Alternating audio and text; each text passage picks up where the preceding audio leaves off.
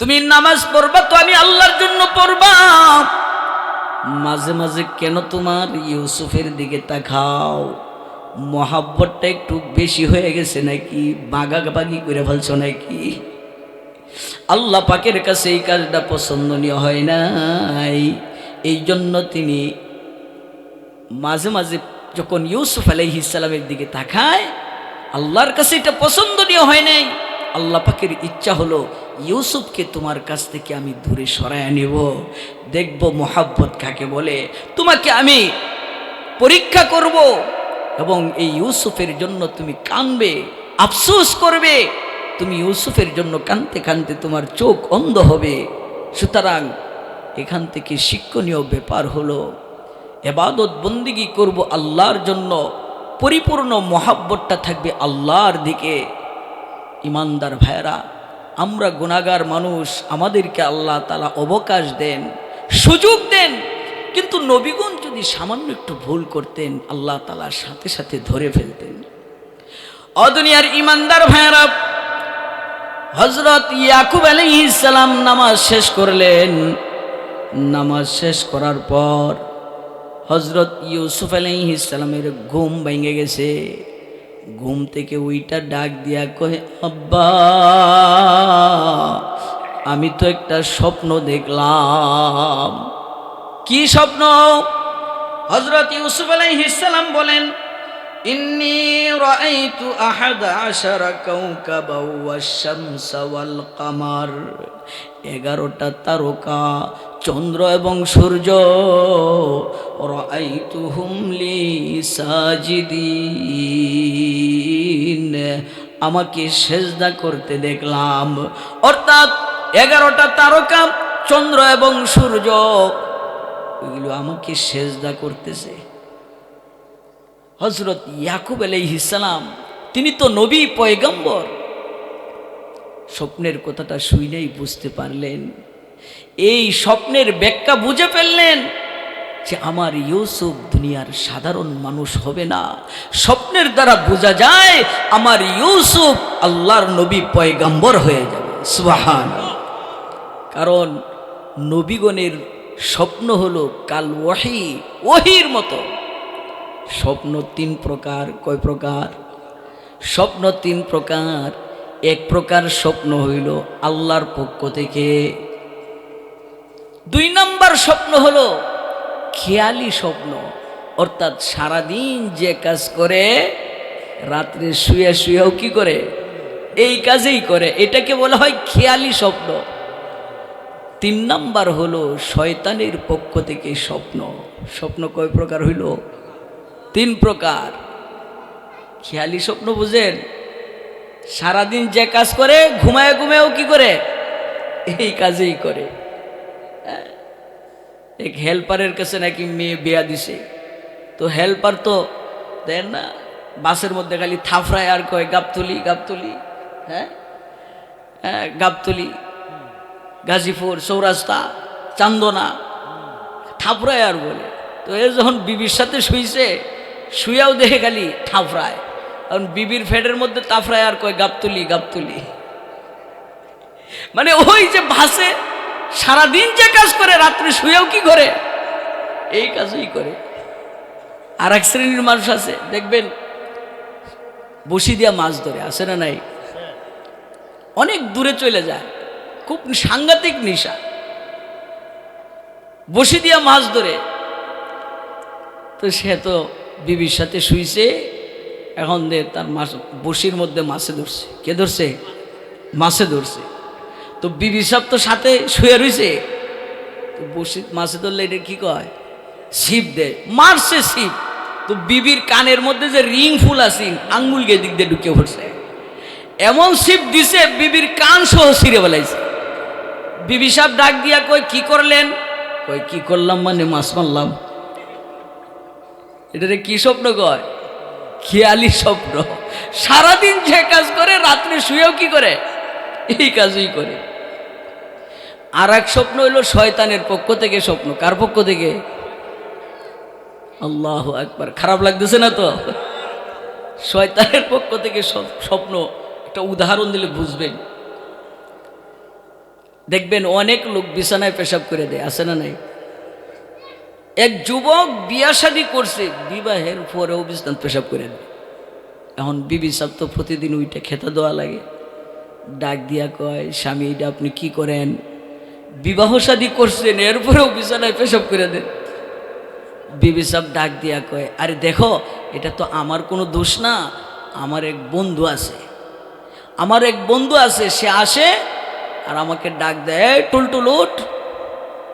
কি কয়, মুসলমানের নাম তো বোঝাই যায় না।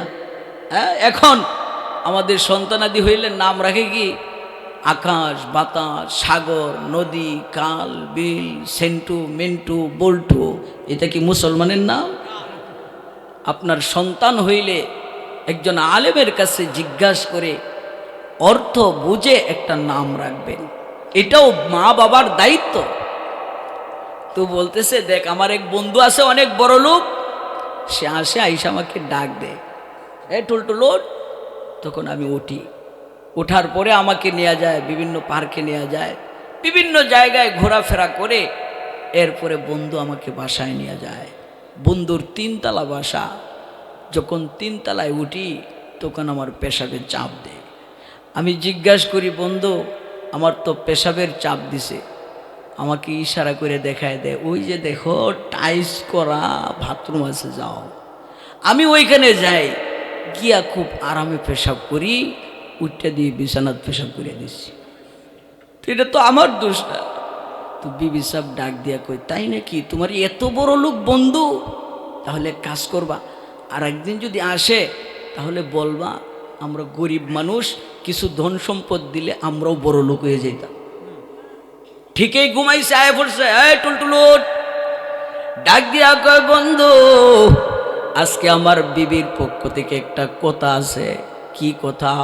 কয়, আমরা গরিব মানুষ, তুমি অনেক বড় লোক, আমাদেরকে কিছু টাকা পয়সা দিলে আমরাও ধনী হয়ে যেতাম। শয়তানে ডাক দিয়া কয়, এটা একটা কথা কইলা, আগে বললা না আমার কত ধন সম্পদ, খাউনের মানুষ নাই, আমার সাথে আসো। নিয়ে গোডাউনের মধ্যে ঢুকাইয়া দিছে।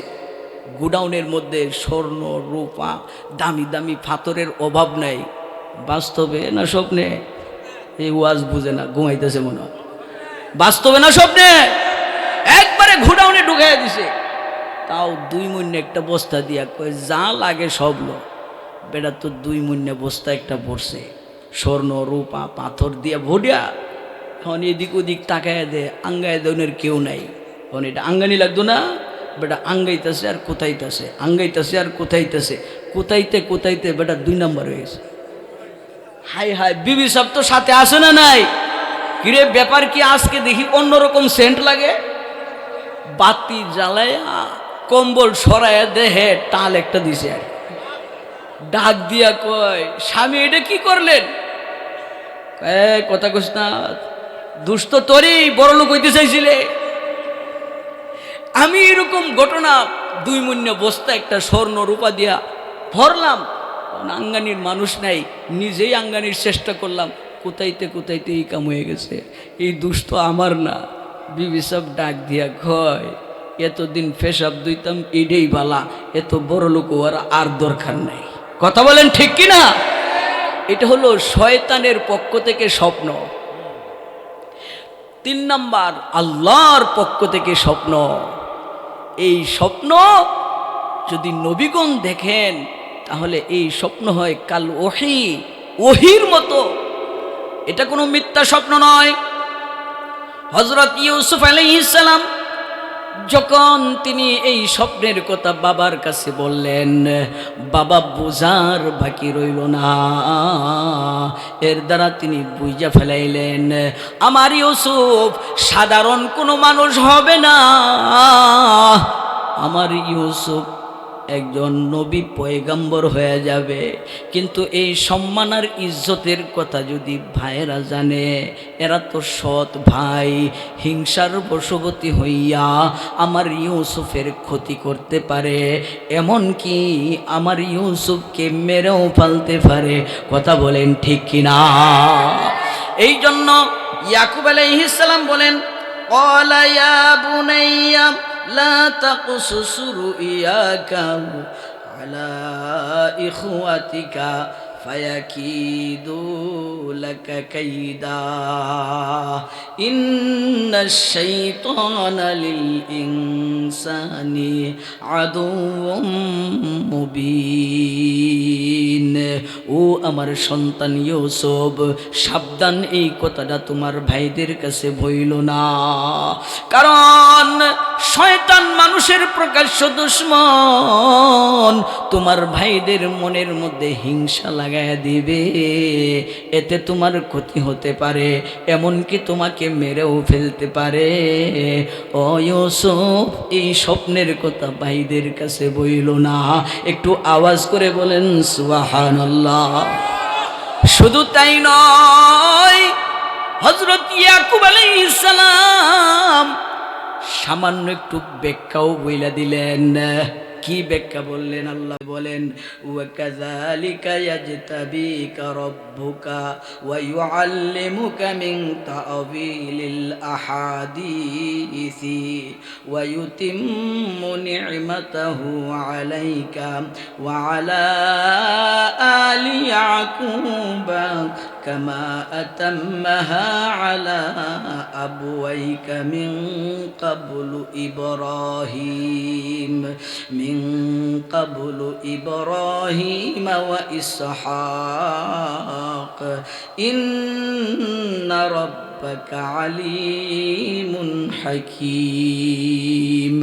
ডাক দিয়া কয়, আমার ইউসুফ, আল্লাহ পাক তোমাকে স্বপ্নের ব্যাখ্যা শিক্ষা দিবেন।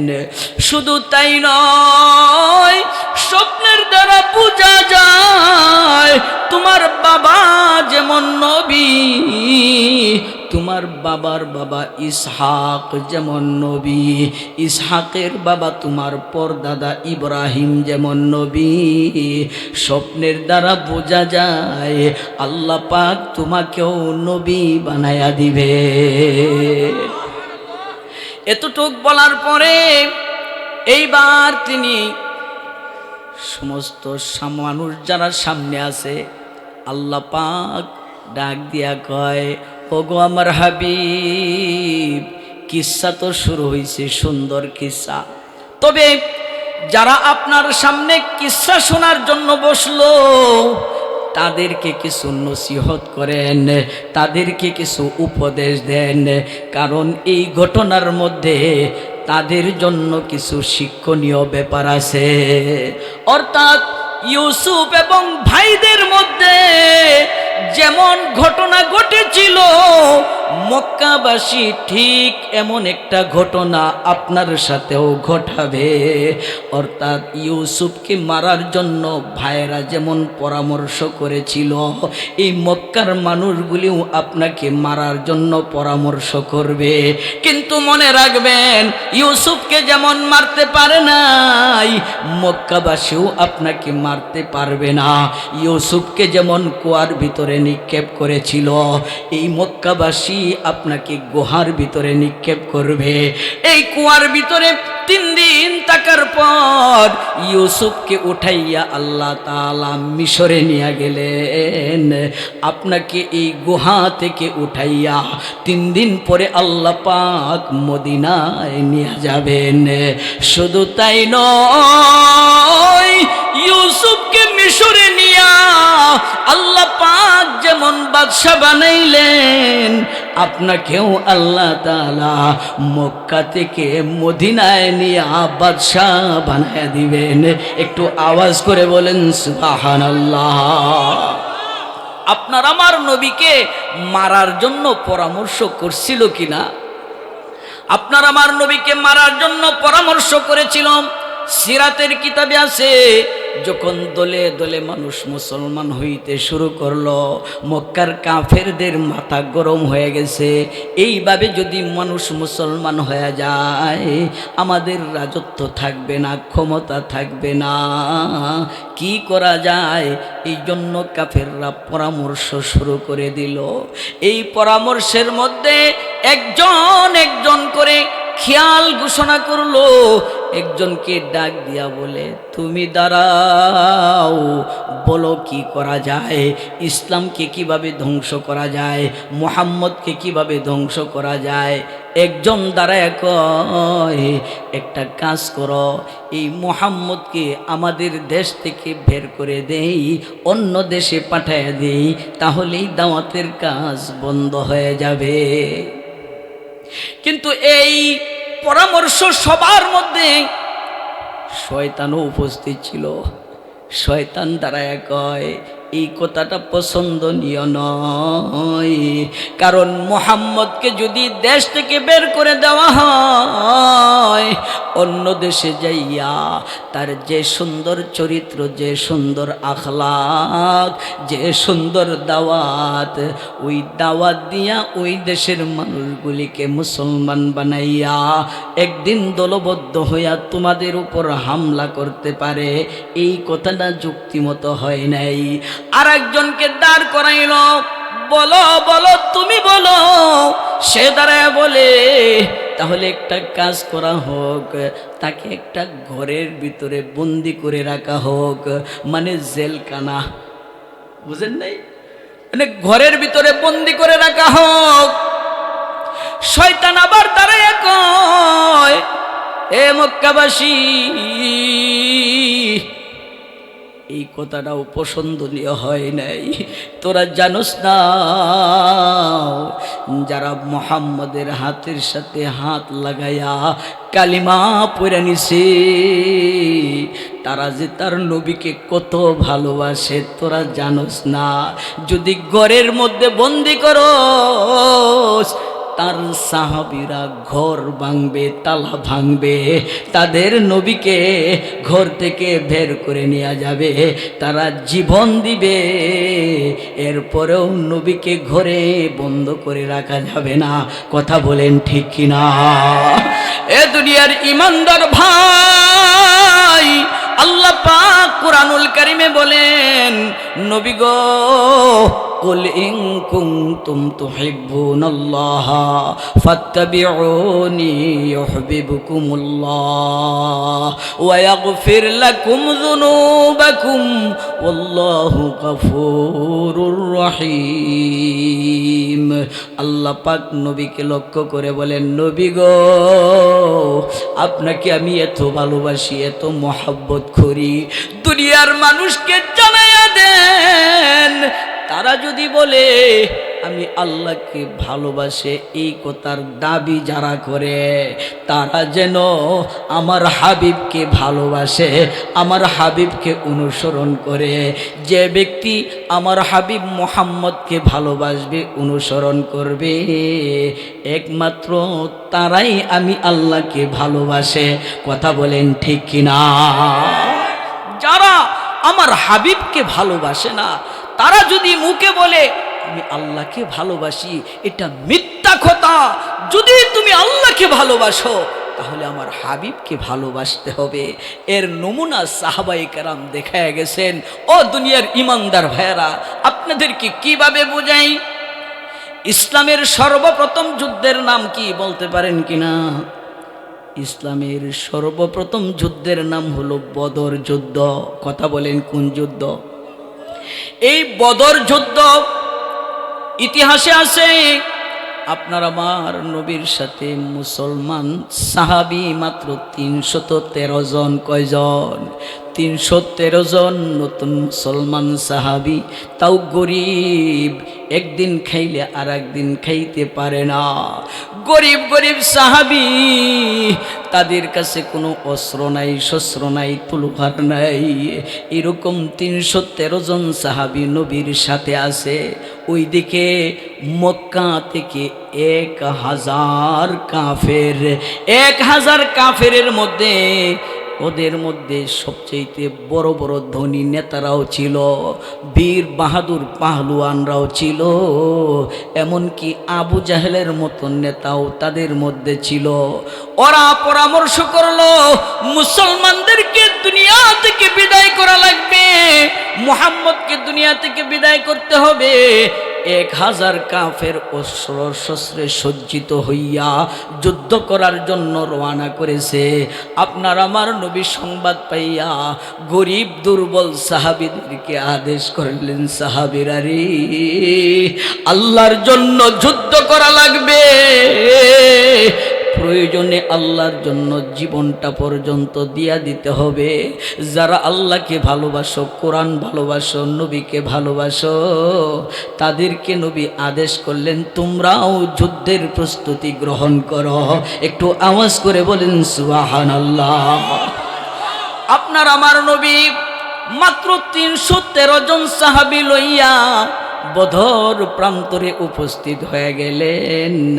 আর এদিকে মক্কা থেকে 1000 বড় বড় নেতা অস্ত্র শস্ত্রে সজ্জিত, ওরাও আইসা হাজির হয়ে গেছে। আপনার আমার নবী সেজদায় পইরা আল্লাহকে ডাইকা বলে, আল্লাহ,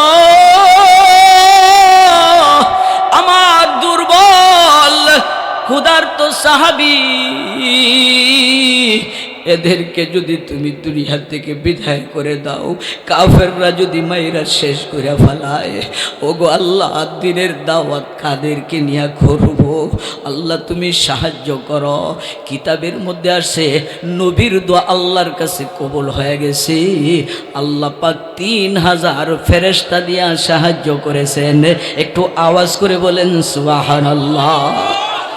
শুধু তাই নয়, নবীর প্রেম আর ভালোবাসা কাকে কয়?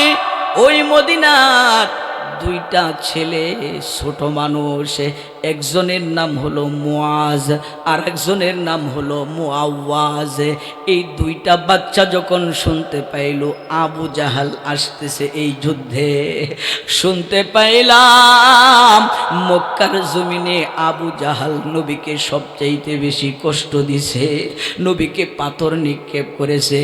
শুধু তাই নয়, আপনার আমার নবী যখন কাবার চত্বরে আল্লাহকে সেজদা করতেন, ওই আবু জাহাল মরা উটের নারী ভুরি আপনার আমার নবীর মাথার উপরে রাইকা চইলা আসতো।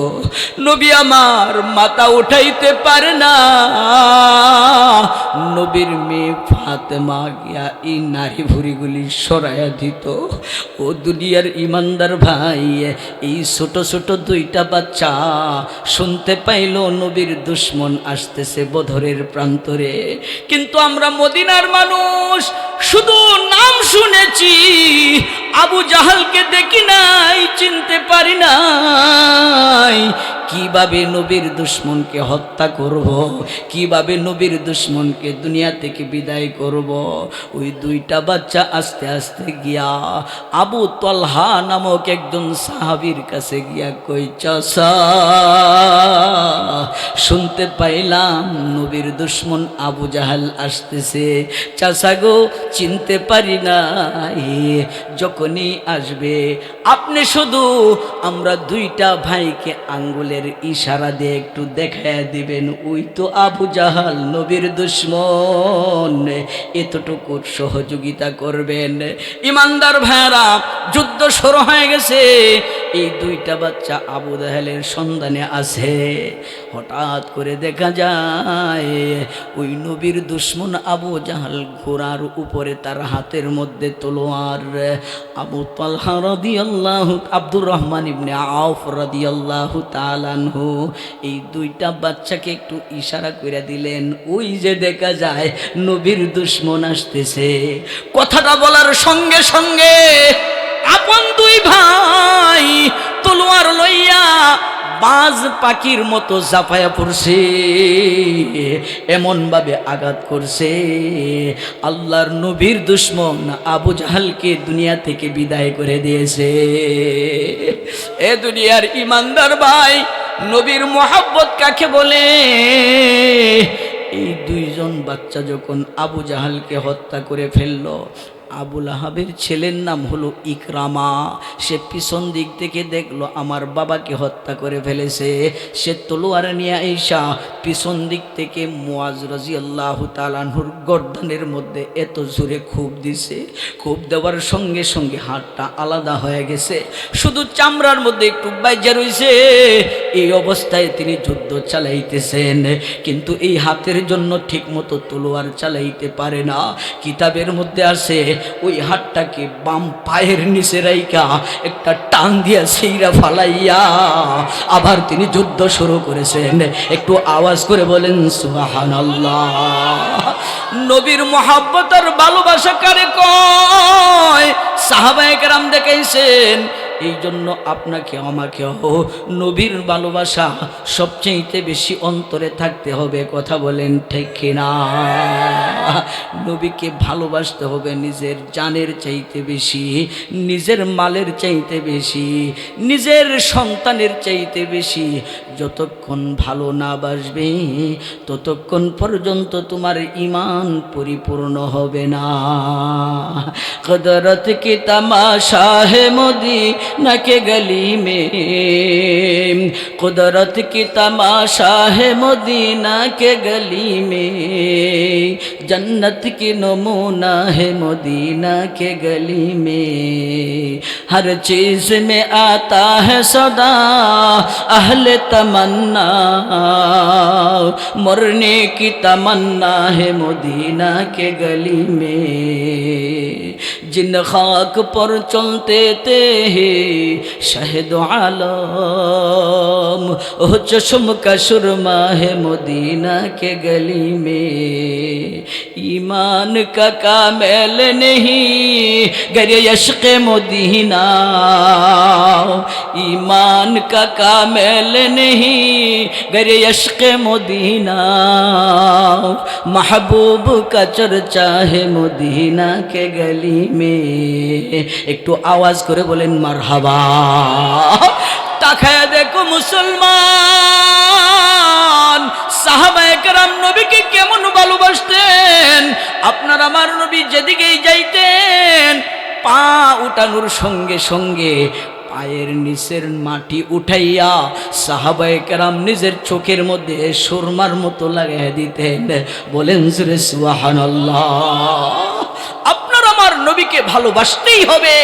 এ দুনিয়ার ইমানদার ভাইরা, আমি যে কথা বলতেছিলাম, ওই শয়তান দ্বারা এক হয়।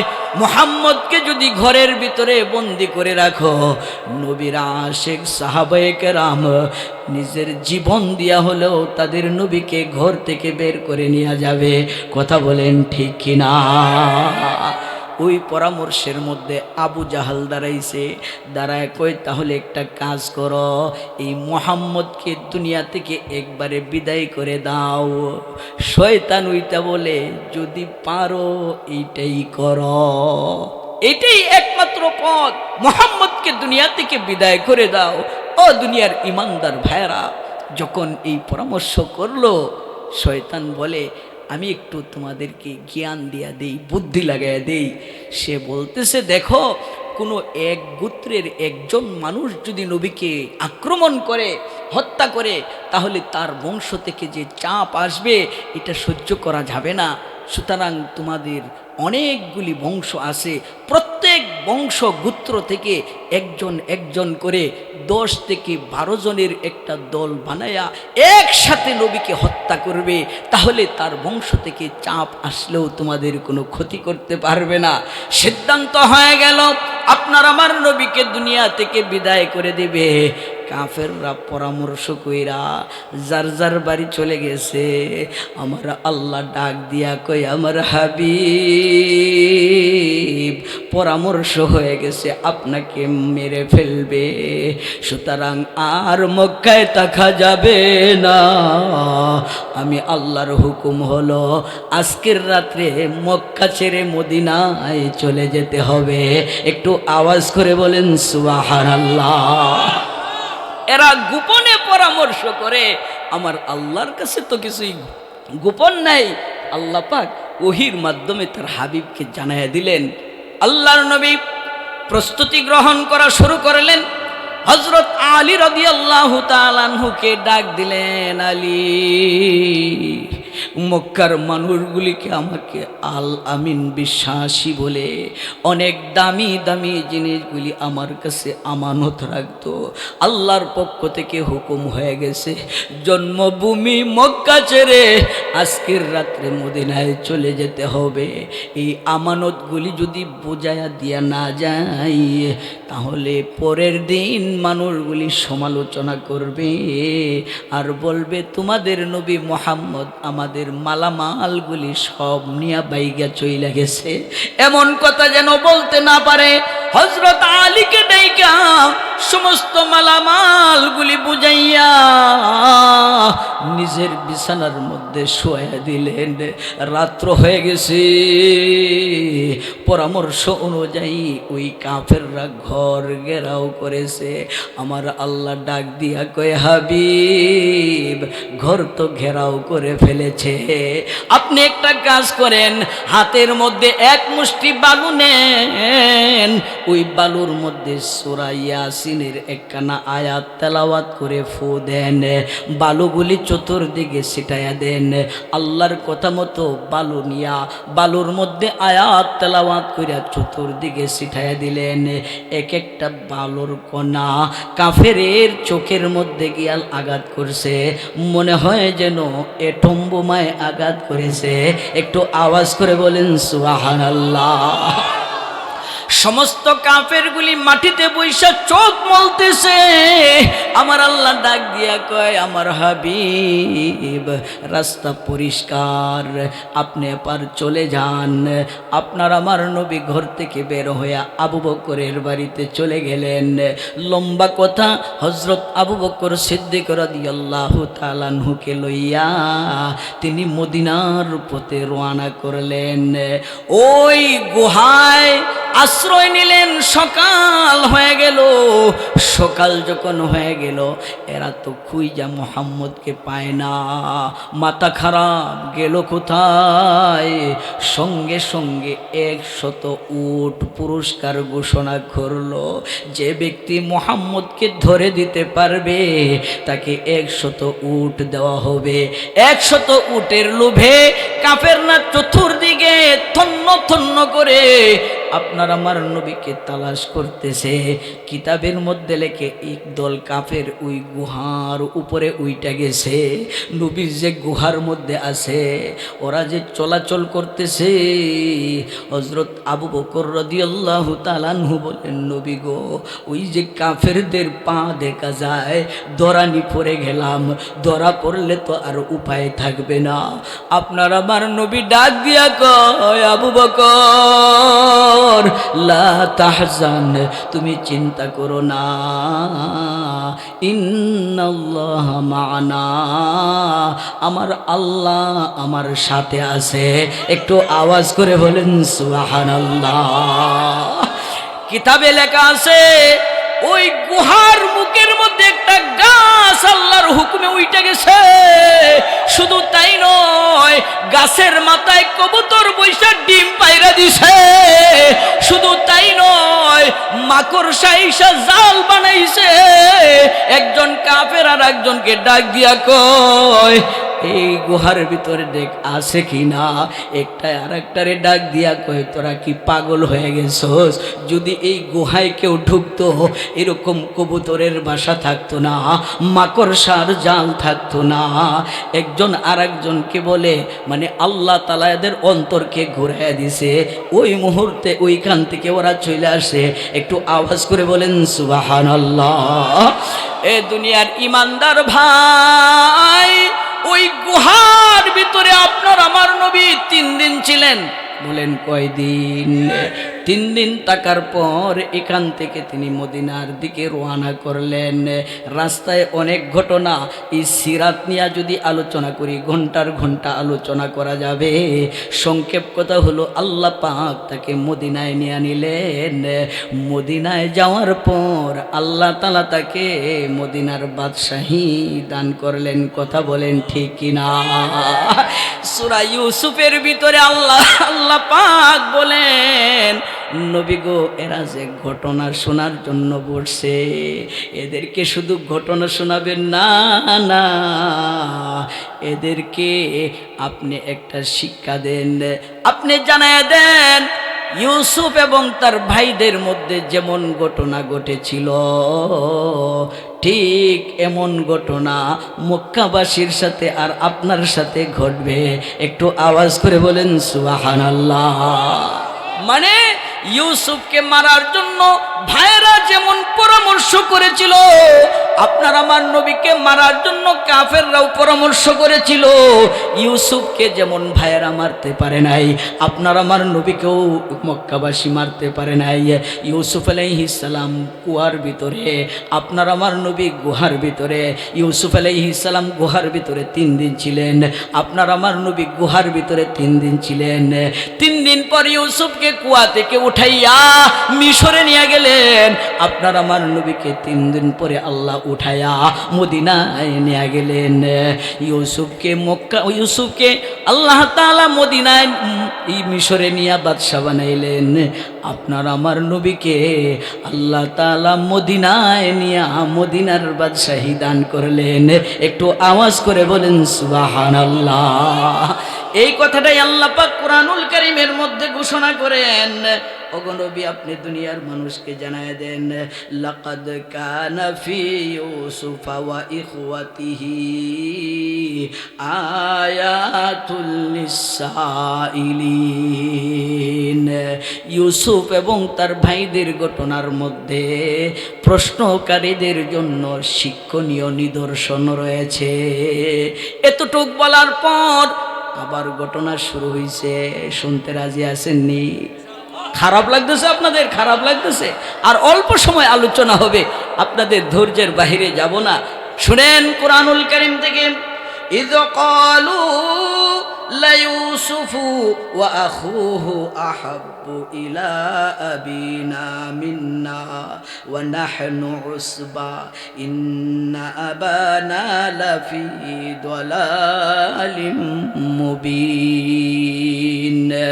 ওই সৎ ভাই 10 জন, ওরা একসাথে বৈশা পরামর্শ করে, একজন আর একজনকে ডাক দিয়া কয়, কিরে ব্যাপার কি?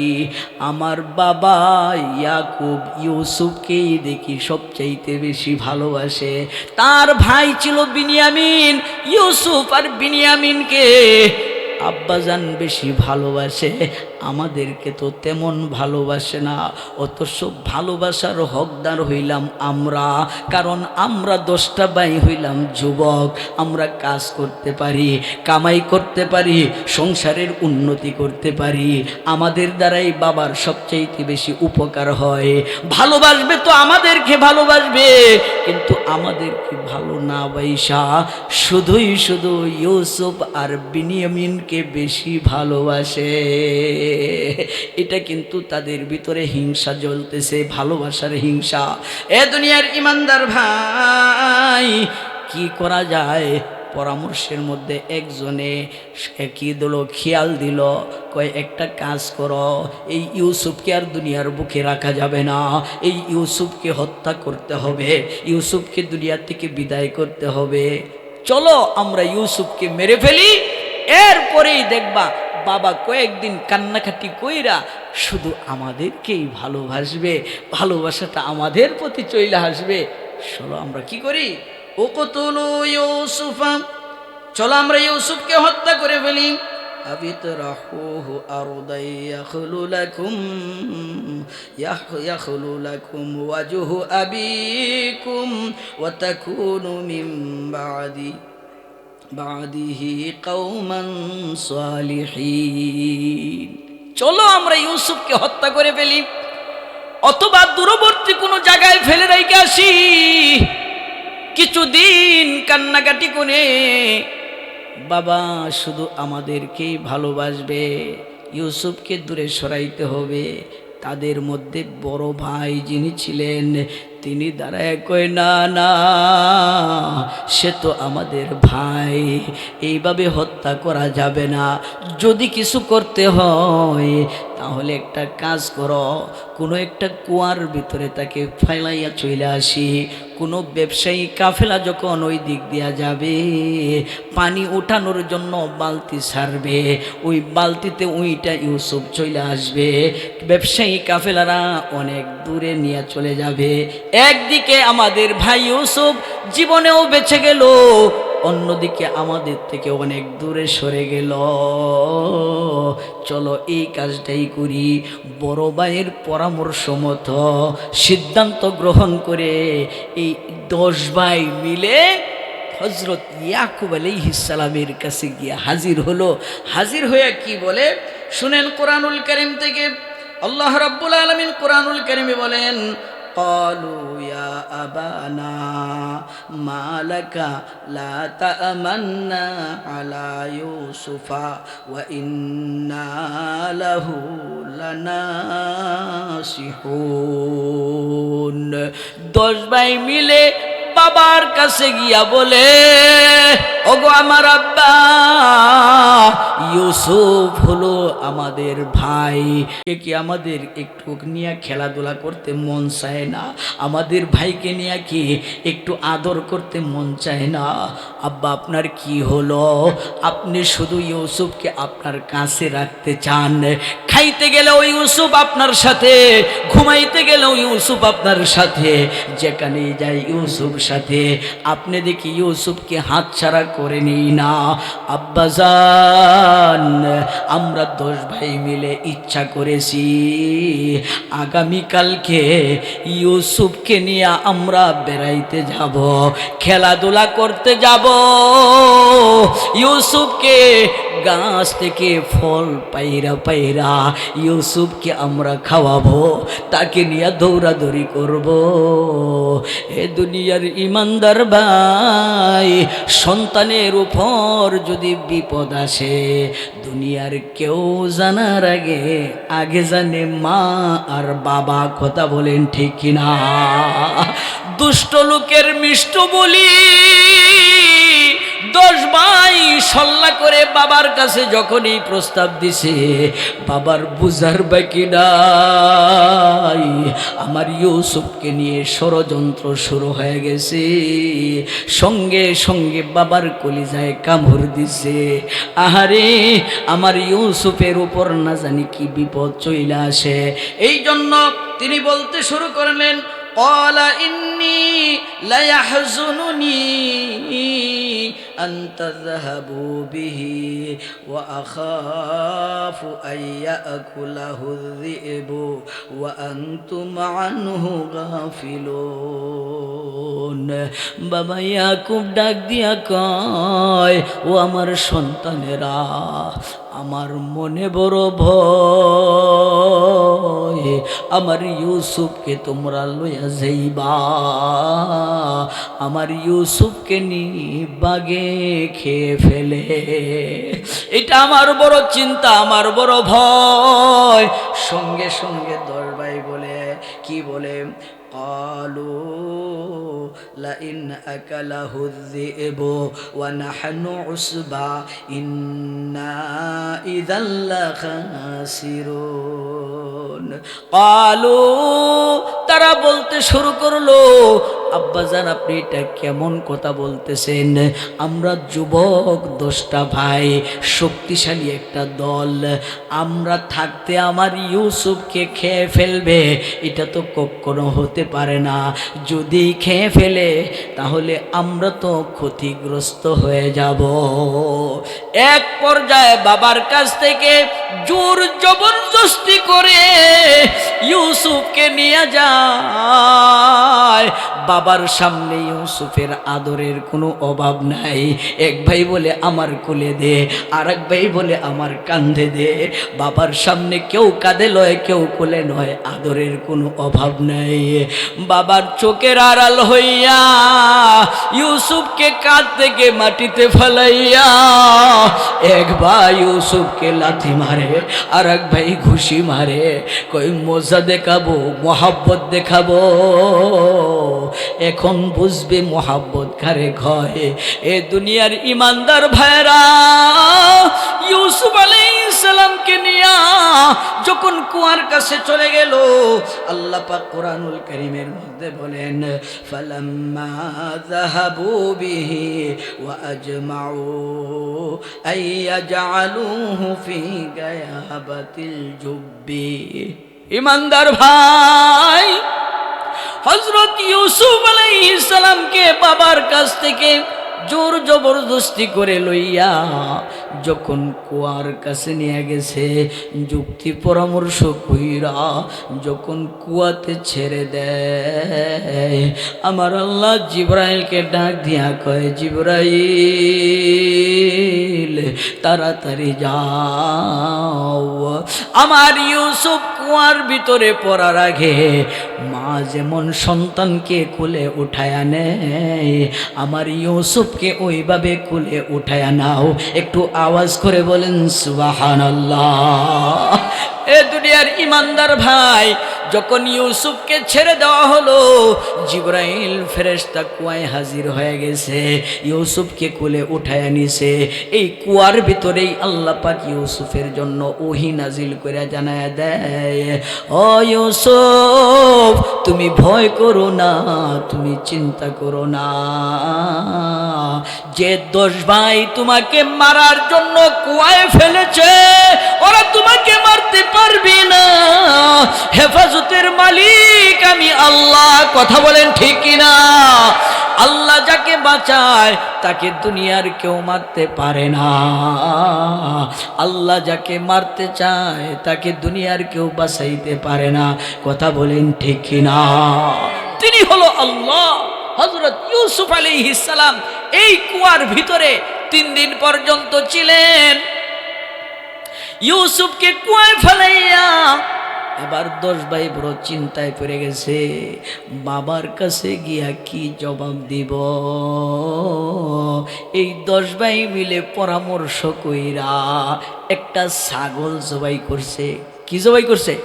ছাগল জবাই কইরা ওই ছাগলের রক্ত জামার মধ্যে মিশাইয়া, আল্লাহ পাক কোরআনুল কারীমের মধ্যে বলেন, ওরা হযরত ইয়াকুব আলাইহিস সালামের কাছে ঈশার সময় মানে ঘটনা ঘটাইছে সকালের দিকে। রাত্রিবেলায় এই 10 ভাই জামার মধ্যে রক্ত লাগাইয়া হযরত ইয়াকুব আলাইহিস সালামের কাছে আসলো। ওয়াজাউ আবাহুম ইশাআন ইয়াবকুন। আসার ভঙ্গিটা ছিল কান্না করতে করতে আসছে, অভিনয়ের কান্না। অভিনয়ের কান্না আছে না? অভিনয়ের কান্না। কানতে কানতে বাবার কাছে আইসা কি কয়, ক্বালু ইয়া আবানা ইন্না যাহাবনা নাস্তাবিকু ওয়া তারাকনা ইউসুফা ইনদা মাতাইনা ফাআকালাহু যিবু ওয়া মা আনতা বিমুমিনিন লানা ওয়ালাউ কুন্না সাদিকিন। ডাক দিয়া কয়, আমার আব্বা সর্বনাশ হয়ে গেছে গো আব্বা। কি হইছে? কয়, আমরা 10 ভাই মিলা দৌড়ের প্রতিযোগিতা করেছিলাম, আমাদের কাপড় জামা কাপড় এক জায়গায় রাখছিলাম, এইগুলি পাহারা দেওয়ার জন্য ইউসুফকে পার্শ্বে বসাইয়া আমরা দৌড়ের প্রতিযোগিতা করেছিলাম। দৌড়াদৌড়ি কইরা আইসা দেখি আমাদের ভাই ইউসুফকে বাঘে খাইয়া লাইছে। সত্য কথা না মিথ্যা? মিথ্যা কথা। শুনেন কোরআনুল কারীম থেকে আল্লাহ রাব্বুল আলামিন কোরআনুল কারীমের মধ্যে বলেন, ওয়াজাউ আলা কামিসিহি বিদামিন কাযিব। বিদামিন কাযিব বলা হয় মিথ্যা রক্ত। এই মিথ্যা রক্ত জামার মধ্যে লাগাইয়া এই জামাটা নিয়ে আসছে। কয়, আব্বা আপনার কাছে যদি আমরা সত্য কথা বলি এরপরেও তো আপনি বিশ্বাস করবেন না, এই জন্য আমরা একটা চিহ্ন হিসাবে এই যে রক্ত মাখাটা জামাটা আমরা নিয়ে আসছি। আব্বা একটু তাকায় দেখেন, হযরত ইয়াকুব আলাইহিস সালাম জামার দিকে তাকাইয়া যে কথাটা বলেছিলেন সেটা হলো, আহ আমার ইউসুফকে কেমন বাগে খাইলো, জামাটা তো একটু হসিরল না। সুবহানাল্লাহ বলবেন না? এরা বুঝে লাইছে কই কাজ তো ঠিকই করছিলাম, ভাগ তো রয়ে গেছে। জামাটা তো চিরলাম না, বাগে খাইলে কি জামা এরকম আস্থা থাকে? বাবা তো বুঝে লাইছে। যখন বুঝতে পারলো, বাবা বুঝে ফেলছে, কিন্তু বাবার কিছু করার নাই। বাবা ডাক দিয়া কি কথা বললেন, আলা বাল সাওয়ালাত লাকুম আনফুসুকুম আমরা ফাসাবরুন জামিল। এটা তোমরা একটা বানায়া ঘটনা সাজায়া নিয়ে আসছো। তবে শোনো বাবারা, আমি বৃদ্ধ মানুষ, আমার করার কিছুই নেই। ফাসাবরুন জামিল, আমি শুধু এই ব্যাপারে উত্তম ধৈর্য ধারণ করলাম, আর এই ব্যাপারে আমি আল্লাহুল মুস্তাআনু আলা মা তাসিফুন, আমি শুধুমাত্র আল্লাহর কাছে সাহায্য চাইলাম। আল্লাহর কাছে সাহায্য চাওয়া ছাড়া আমার কোনো ব্যবস্থা নেই। আল্লাহুল মুস্তাআন, মুস্তাআন বুঝেন? মুস্তাআন মানে কি? সাহায্য চাওয়া। এটা বাংলাতে কয় মস্তান। কি কয়? মস্তান কয় না? মানে আপনি জমিন দখল করবেন, এই জন্য মস্তান ভাড়াতে আনে, মানে সাহায্যকারী আনে, এই জন্য এটারে মস্তান কয়। এটা মুস্তাআন থেকেই মস্তান। তাহলে হযরত ইয়াকুব আলাইহিস সালাম বললেন, আল্লাহর কাছে সাহায্য চাওয়া ছাড়া আর আমার কোনো উপায় নেই। ও বন্ধুরা আমার, এখানে এই পর্যন্ত ঘটনায় আমরা অনেক কিছু শিখতে পারলাম, আল্লাহকে চিনতে পারলাম, আল্লাহর কুদরত আমরা বুঝতে পারলাম। আজকে এই পর্যন্ত থাকলো। ইউসুফ আলাইহিস সালাম কুয়ার ভিতরে আছেন। যদি কোনো সময় সুযোগ হয় ইনশাল্লাহ আলোচনা হবে। কাজ কাম আছে, সামনে ফজরের নামাজ আছে, অনেক দীর্ঘ আলোচনা, কারণ এই সূরা ইউসুফ একদিনে শেষ করা যায় না। আমি এক জায়গায় এই সূরা ইউসুফ তাফসির শুরু করেছিলাম, এক বছর কুয়ায় ফেলায় রেখে আসলাম, পরের বছর আবার দাওয়াত দিল, তখন পরের বছর গিয়া জেলে ঢুকায় রেখে আসলাম, আবার দাওয়াত দিল, জেল থেকে বাইর কইরা বাদশাহ বানাইয়া বাবার সাথে সাক্ষাৎ করাইয়া এরপরে 3 মাহফিলে শেষ হইছে। তো আপনাদেরকেও আজকে আমি এই সূরা থেকে এতটুকুন শোনাইলাম। ইউসুফ আলাইহিস সালাম কুয়ার ভিতরে আছেন। আল্লাহ তাআলা যদি সময় সুযোগ দেন, কোনো সময় আসার তৌফিক হয়, কুয়া থেকে উঠাইয়া জেলে ঢুকাইব, জেল থেকে বাহির কইরা বাদশাহ বানাইব। যে কথাগুলি বললাম, ওই আল্লাহকে চিনে বলেন, এই যে অলৌকিক ঘটনাগুলি আল্লাহ ঘটাইছেন, আল্লাহ যে ইউসুফকে কুয়ার ভিতরে হেফাজত করলেন, ইচ্ছা করলে আপনাকে আমাকে